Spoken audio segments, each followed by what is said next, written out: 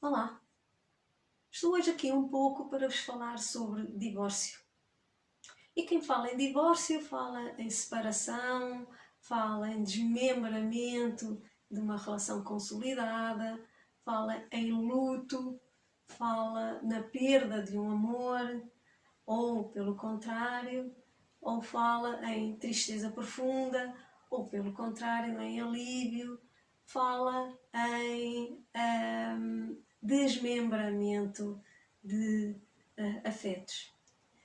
E, portanto, conforme a vivência de cada um de nós, conforme os contornos da relação que tivemos, esta situação de términos, de uma configuração que em tempos teve habitualmente, não quer dizer que seja em todos os casos, mas quem habitualmente teve um colorido, uma tonicidade que nos levou aos píncaros e que nos deu a satisfação que esperávamos com a situação de casamento ou de juntar os trapinhos ou coisa que o valha. E neste ponto de vista, é como se um divórcio, e reparem, vou utilizar agora a palavra divórcio ou separação como similares, nos trouxesse de facto um rompimento total com as questões não só éticas, com as questões morais, com a nossa responsabilidade e com a nossa ética interna, emocional e afetiva, e para com os nossos deveres enquanto cônjuge, ou enquanto pais, ou enquanto parceiros ou parceiras, ou companheiros ou companheiras. Então, às vezes é preciso também nós remontarmos à nossa própria história para perceber o impacto que os divórcios têm na vida das pessoas. Uma pessoa cuja história católica, ou pelo menos que não seja de um catolicismo praticante, mas de uma ideologia religiosa e católica, que nos traz a ideia de um casamento ou de uma relação forever, como dizem os ingleses, para sempre, é uma pessoa que tem uma ideia na cabeça de que quando surgem condições para que as pessoas não estejam felizes em conjunto e que haja a possibilidade de haver um apartheid, uma separação de afetos, de vida, de fluidos e de responsabilidades, é de facto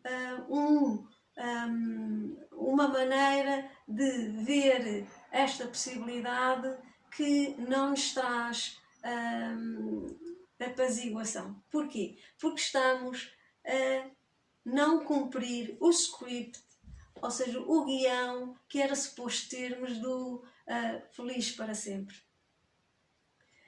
E muitas vezes ainda há outras questões associadas, que é, às vezes acreditamos que não somos capazes de voltar a ser felizes se isto acontecer. Se eu me divorciar, se eu me separar, se eu disser ao outro que não quero, ou se o outro me disse que não quer mais partilhar a vida comigo, serei eu capaz de amar de novo? Será que alguém vai tornar a gostar de mim? Será que eu tenho o valor suficiente agora, aos 50, aos 40, aos 60, isso pouco interessa, que de tal modo que alguém se sinta de novo atraído por mim? É que de facto já não sou o rapaz dos 20 anos vigorosos, másculos e frescos, ou a rapariga bela, sem rugas, inteligente e super modelada pelas ideias de perfeição da minha juventude. E será que alguém agora vai querer-me com rugas? Olha, tem uma certa piada, porque hoje estou como uma adolescente, ou seja, como é que uma pessoa de 56 anos pode, de algum modo, pensar que, como na minha vida adolescente ou nos meus vigorosos anos 20, eu era, ou as pessoas se atraíam por mim, e agora aos 56 poderão não se atrair? Portanto, todas estas toxicidades nos passam pela cabeça num processo de divórcio.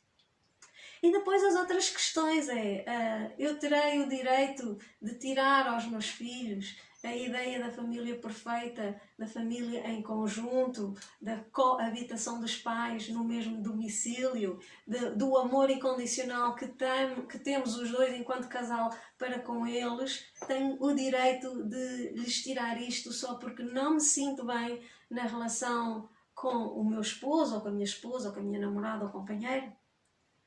Tantas questões que se nos colocam, tanta invasão de pensamentos, tanta irrupção vulcânica, não é? De sentimentos e de emoções nestas alturas que nos fazem sentir algures perdidos como um veleiro sem velame, sem leme e sem GPS no meio de um oceano turbulento em que nós não detemos a sapiência, as ferramentas e os skills para parar.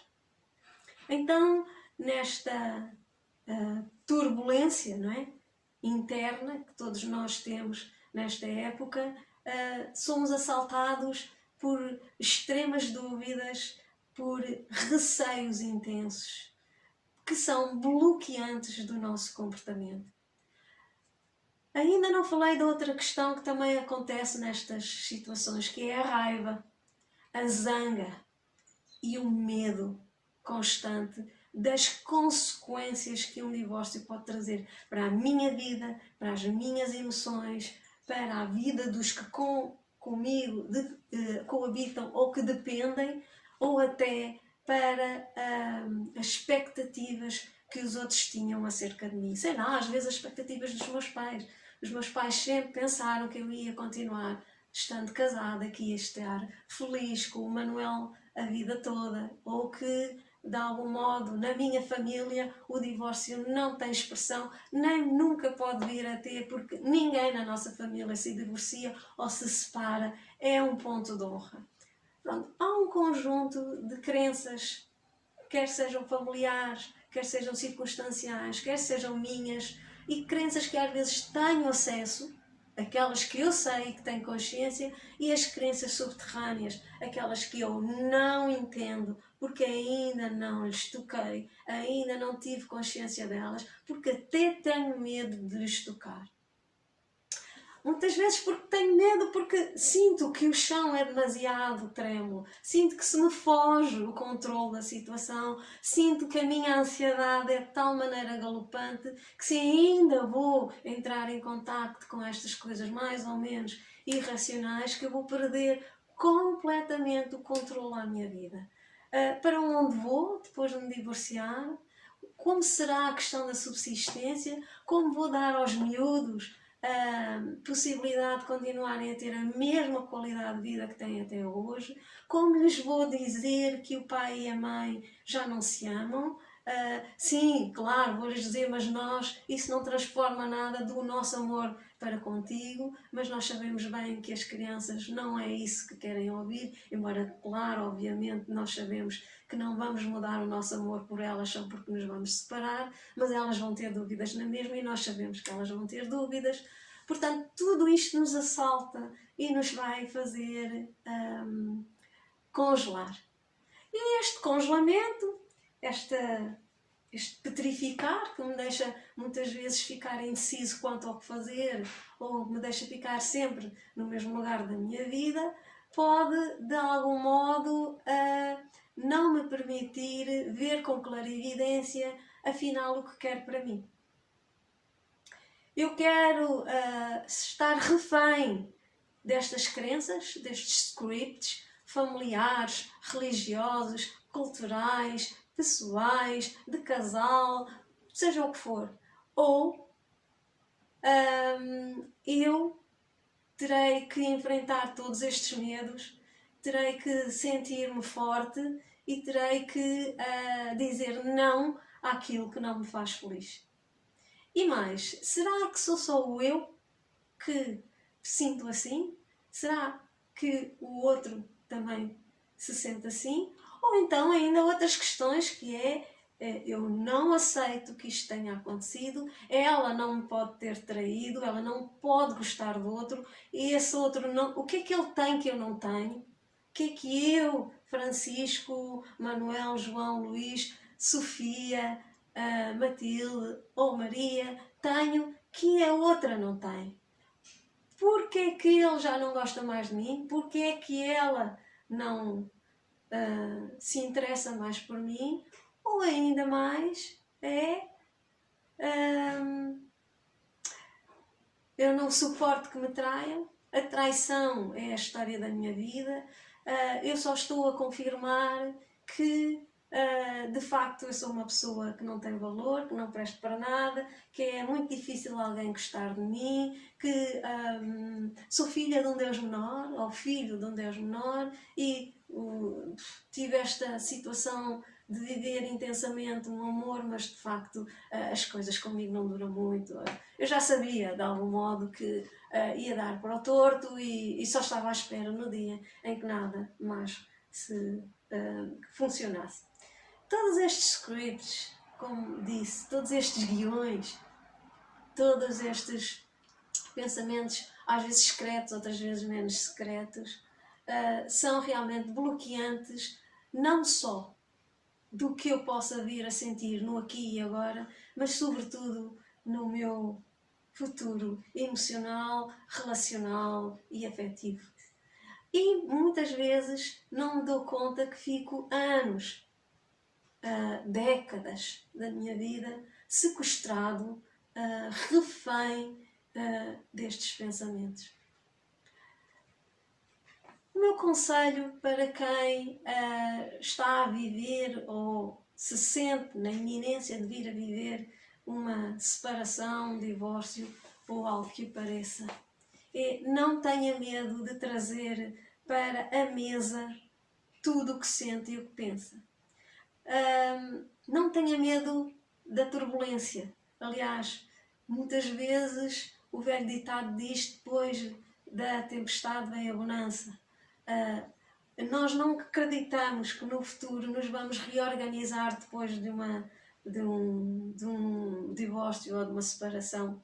Sentimos sempre que vamos andar mancos, sentimos sempre que não cumprimos o que era expectável para nós, que os nossos filhos nunca nos vão perdoar de os termos colocado neste lugar da sua vida, que os nossos pais não nos vão perdoar de termos sido os primeiros da família a estar divorciados e a pronunciar um não àquilo que não gostamos e por aí fora, e portanto que de algum modo possamos encarar uma separação, um divórcio como algo inevitável em certas situações para uma felicidade num futuro próximo.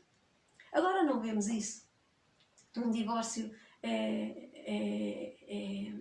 habitualmente desgastante, é mais do que desgastante, é perfurante, consome energias, consome emoções,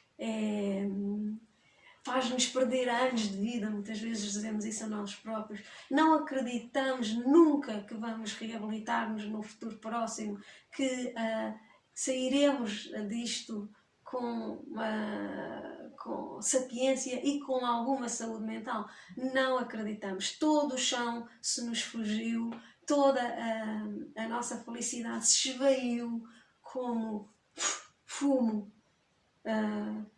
Foi volátil e nem acreditamos que temos direito à mesma. Pois acredito que temos direito à mesma, pois acredito que é possível reabilitar, pois acredito que é possível sonhar de novo, acredito que é possível manter-nos em frente com a certeza de que temos tanto valor como já tivemos e que mais, independentemente da nossa idade, independentemente de todas as experiências que já tínhamos tido ou que venhamos a ter, na verdade, qualquer que seja a idade e qualquer que seja a pessoa, tem direito e conseguirá a resgatar a vitalidade de um amor. É possível estar disponível. É só estar disponível. É só abrir o coração, sentir que se está receptivo a que o outro venha, estar receptivo a que nós iremos ao encontro do outro, que existe algures, a chave ou as chaves certas para as fechaduras certas. Às vezes não é só uma pessoa que nos vem fazer feliz. Às vezes foi um conjunto de pessoas. Às vezes é mais do que aquela pessoa e poderá haver uma outra. Eu às vezes também já sou uma outra pessoa. Eu também tenho a capacidade agora, com maior maturidade, de poder fazer feliz outra pessoa. E mais, muitas vezes temos que nos indagar também se estamos sempre a repetir os padrões disfuncionais de relação, então mais propensos a um novo divórcio.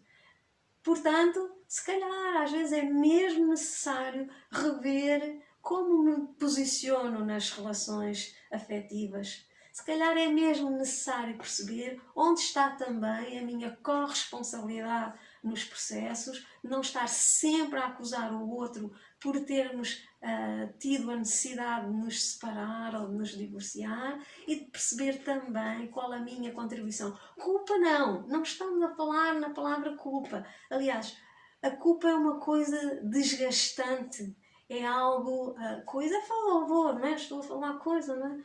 Quando nós sabemos que a culpa não é uma coisa, é um estado de alma, um estado emocional, de corrosão, que nos leva a lugares inesperados, não desejados e de verdadeiro desgaste interno e de sofrimento muito, muito vincado.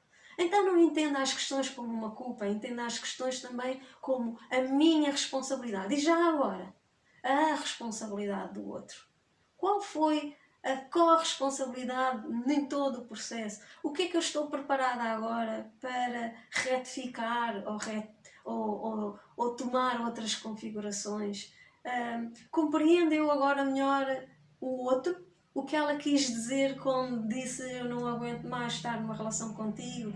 Porque é que eu nunca partilhei das responsabilidades da vida lá de casa? Porque é que eu deixei gerir todas as intensas responsabilidades e o medo que isso pode provocar a uma pessoa sozinha e me desresponsabilizei e me demiti de algumas tarefas como marido, como pessoa que coabita no mesmo espaço, de pai, de amante,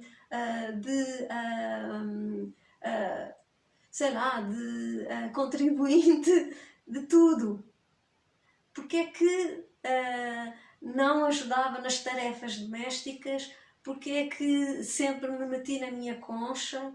Porque é que me limitava a passar os domingos no futebol com os meus amigos? E porque é que achei que esta vida poderia ser eterna e eu continuaria a ver passar a caravana e não fazer parte da mesma. É importante às vezes olhar para dentro, é importante perceber exatamente isto, a caravana passa e nós, onde ficamos? Fomos nós que tomamos as rédeas de algumas das coisas que se passaram e não percebemos o impacto delas em nós e no outro? Fomos nós que tivemos alguns sonhos que projetámos no outro e não soubemos configurá-los como uma coisa nossa e pedir ao outro para nos acompanhar nesse processo de configuração? Fomos nós que não soubemos dizer o que queríamos? Fomos nós que escolhemos mal só porque queríamos cumprir o script dos outros? Sei lá, eu tive uma paciente em tempos que dizia a minha mãe e as pessoas da minha família esperavam de mim que eu casasse. Eu nem sequer estava apaixonada, mas eu tinha que me casar porque isto fazia parte do que esperavam de mim. Portanto, eu estou a cumprir o script, os guiões dos outros. O impulsor para o meu comportamento não é aquilo que me motiva, não é a minha necessidade de afeto ou a minha necessidade de me dar, mas é o que os outros pensam sobre mim. Serei feliz sempre na configuração do que os outros esperam de mim? ou o contrário, não me divorcio, não me separo, porque os garotos, os miúdos ainda precisam de nós enquanto casal. Pois está tudo muito certo, mas se eu, enquanto casal, estiver em turbulência ativa e permanente em frente aos garotos, se calhar não estou a contribuir para a vida psicológica saudável, para uma saúde mental dos meus filhos. Muitas vezes, um divórcio ou uma separação é um mal que vem por bem. Ou seja, dentro das inúmeras violências que nos às vezes expomos enquanto casal, uma delas pode ser essa, é expor os nossos filhos à violência de nos ver não nos amar uns aos outros. E sobre separação, e sobre dor, ou sobre felicidade, ou sobre necessidade de separação, ou sobre a procura constante de ser feliz numa relação ou fora dela, porque às vezes é preciso também nos amarmos a nós próprios antes de nos relacionarmos com alguém em termos conjugais ou em termos maritais ou de companheirismo. Então, antes disso, temos que de facto pensar que é possível sempre procurar um lugar de felicidade na vida e nas relações. É possível alternativas. É possível encontrar ou resgatar aquilo que sempre sonhamos. Temos é que ter a coragem de ir lá dentro, fazer a viagem pelas catacumbas, aos rios secretos, perceber os determinantes do meu comportamento e também do comportamento do outro. Não é só culpabilizar e responsabilizar o outro pelo status quo da nossa relação, mas é sobretudo também entender o outro e entender-me a mim naquilo que eu quero. Violência é eu estar exposto ao que não me faz feliz. É expor os outros ao que não os faz feliz. E violência é eu não me amar e não conseguir deixar que os outros me amem ou de amar os outros. Isto é violência. Meu nome é Susana Rodrigues. Estou aqui para vos falar nestes vídeos sobre algumas destas questões relacionadas com a psique humana e aspectos relacionais que de algum modo possam por vezes fazer sentido ouvir falar de uma maneira diferente do que aquilo que a nossa cabeça e o nosso pensamento às vezes nos diz, ou do que aquilo ao qual nós não temos acesso no nosso pensamento, mas que o nosso corpo e que a nossa vida nos vem dar sinal. Até sempre!